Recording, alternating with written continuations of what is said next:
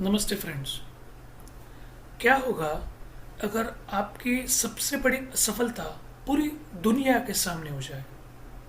क्या होगा आप एक सबसे बड़ी अचीवमेंट आपकी लाइफ में करना चाहते, लेकिन वही टाइम पे आपको लाइफ ऐसा दर्दनाक दुख देगी, ऐसा तोड़ देगी कि जब ये आपको उठने के लिए भी डिफ़िकल्ट हो जाएगा। लेकिन क्या होगा अगर वही इवेंट में आप वापस गिर के उठ के एक बड़ा सक्सेस पा लेते हो? जी हाँ, आज मैं बात करने वाला हूँ ग्रेग लोगानविस, एक बेहतरीन अमेरिकन डाइवर, गोताखोर। 1960 में जन्मे ग्रेग यूएस के ही नहीं, विश्व के बहुत बड़े गोताखोर माने जाते हैं। Driver, swimming. 1980 के दशक में जब यूएस ओलंपिक में पार्ट नहीं ले पाया, वो टाइम पे भी वो शायद ओलंपिक के मेडल लेके आ सकते, लेकिन यूएस ने रशिया के यहाँ पे जो मॉस्को में इवेंट है उससे विड्रॉ किया था। लेकिन ग्रेग ने अपने एफर्ट्स कंटिन्यू रखे। 1984 1984 में उन्होंने ओलंपिक में पार्ट लिया और 2 मेडल भी जीत लिए। अमेजिंग स्कोर उन्होंने बना दिया। स्प्रिंग बोर्ड में भी उन्होंने ज़बरदस्त काम दिखा दिया, और वैसे भी उनका जो स्वर्ण पदक था प्लेटफॉर्म डाइविंग में भी, वो भी उन्होंने कर दिया। अभी ये एक्सपीरियंस लेके 1988 में सेउल में, साउथ अफ्रीका की कैपिटल, वहाँ पे ओलंपिक था, और सब लोग को पता था कि ये इतने महान डाइवर है और लास्ट टाइम के विनर भी है, तो ये तो गोल्ड मेडल जीतने ही वाले हैं। और वो वही शान से, वही कॉन्फिडेंस से वहाँ पे चले भी गए डाइविंग करने के लिए। स्प्रिंग बोर्ड के ऊपर उन्होंने कदम रखा और पूरी सांस लेके प्रयत्न कर लिया। वैसे भी वो फाइनल राउंड चल रहा था, प्री क्वालिफाइड राउंड, और जैसे उन्होंने इसके पहले जो डाइव मारती थी, बहुत अच्छी डाइव मारती थी, लेकिन ये डाइव मारने के समय में उनका सर वो स्प्रिंग बोर्ड के ऊपर जोर से लग गया। आप सोचो 100, 112, 115 की रफ्तार से कोई इंसान अगर वो स्प्रिंग बोर्ड के ऊपर गिरता है तो उसका क्या हाल होता होगा।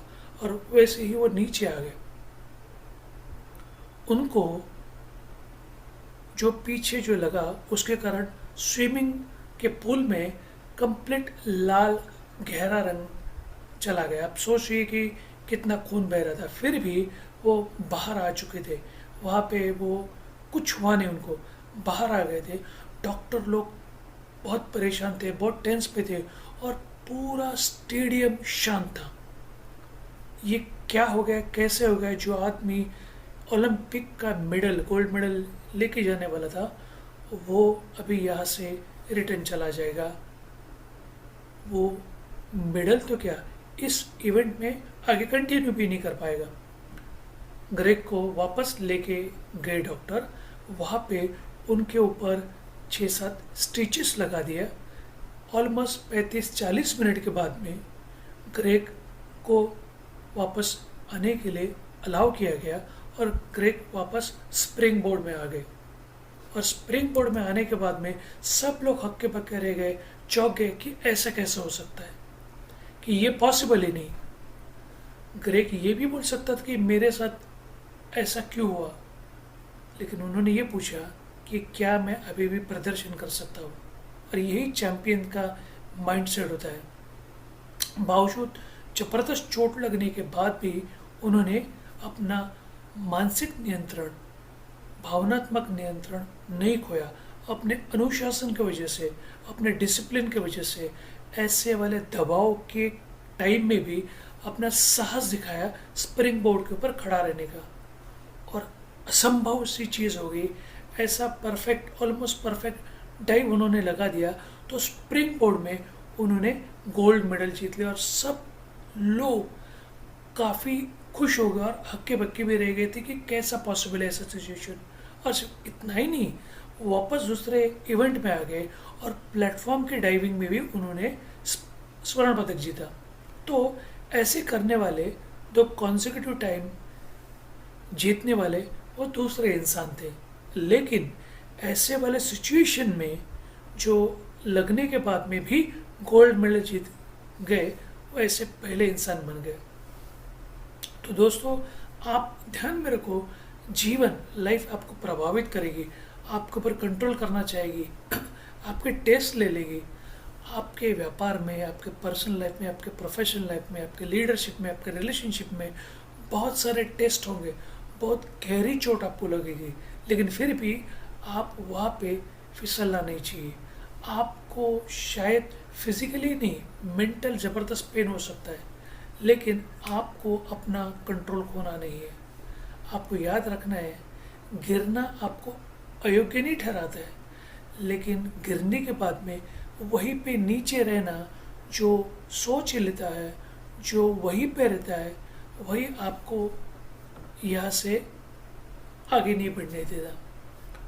तो दर्द वो टेम्पररी होता है, लेकिन आपका जो उद्देश्य है, आपका जो विजन है, आपकी जो प्रेरणा है, वो स्थायी तौर से होती है। ये ध्यान में रखना चाहिए। कभी भी ये ध्यान में रहना चाहिए कि अगर अपने मन में ऐसा कोई सिचुएशन आया कि जहाँ पे हमें लगे कि हम टूटने वाले हैं, हमारे लाइफ में कुछ भी नहीं है, तो ऐसे इंसान को आपके सामने लेके आओ जो ऐसे सिचुएशन में भी वापस उठता है और ये पूरे लाइफ का कंट्रोल अपने आप में लेता है। ग्रेग की लाइफ हमें यही सिखाती है कि डिटर्मिनेशन क्या होता है, फोकस क्या होता है, यानी एकाग्रता, बाउंस बैक, रेजिलेंस क्या होता है कि गिरने के बाद में भी नॉकआउट ना होना और वापस खड़े रह के उसको बाउंस बैक करना। ये वाला माइंडसेट, यहाँ पे कोई स्किल का सवाल नहीं होता, स्किल में तो अच्छे ही थे, और ओलंपिक के जैसे इवेंट्स में हमेशा बेहतरीन से बेहतरीन लोग ही कंपटीशन में होते हैं। तो वहाँ पे स्किल मैटर नहीं करता है, लेकिन ऐसे इंसिडेंट होने के बाद में आप आपका मानसिक संतुलन खो सकते हैं। तो ऐसे सिचुएशन में अपने ऊपर कंट्रोल रखना और वापस वही चीज़ में बाउंस बैक होके 2 बार स्वर्ण पदक जीतना कोई आसान बात नहीं। और फॉर इन्फॉर्मेशन, ये वही ग्रेग है जिनको ये 1988 के इवेंट के पहले 6 महीने पहले पता चला कि वो HIV इन्फेक्टेड भी है, जो ओलंपिक के इवेंट में डिस्क्लोज नहीं किया था, लेकिन उनको ये पता था। तो सोचिएगा, एक इंसान जिसका शारीरिक स्तर कैसा होगा, उसका मानसिक कंडीशन कैसा होगा, और फिर वही इवेंट में, सबसे बड़ी इवेंट में लाइफ के, अगर जिसका सर फट जाए और फिर भी वो खड़ा रहता है और वो मेडल लेके आता है US के लिए, तो आप कितनी बड़ी सीख हम लोग इससे सीख सकते हैं। तो ध्यान में रखें, लाइफ में आपको कोई लाइफ नॉकआउट करेगी तो वापस खड़े हो जाओ, वापस अपने स्प्रिंग बोर्ड के ऊपर चढ़ जाओ और वापस गोता लेने के लिए रेडी हो जाए। यही हम इससे सीख सकते हैं। होप सो आपने ये शेयरिंग से कुछ लर्निंग ली होगी और आपको भी ऐसी इंस्पिरेशन मिली होगी।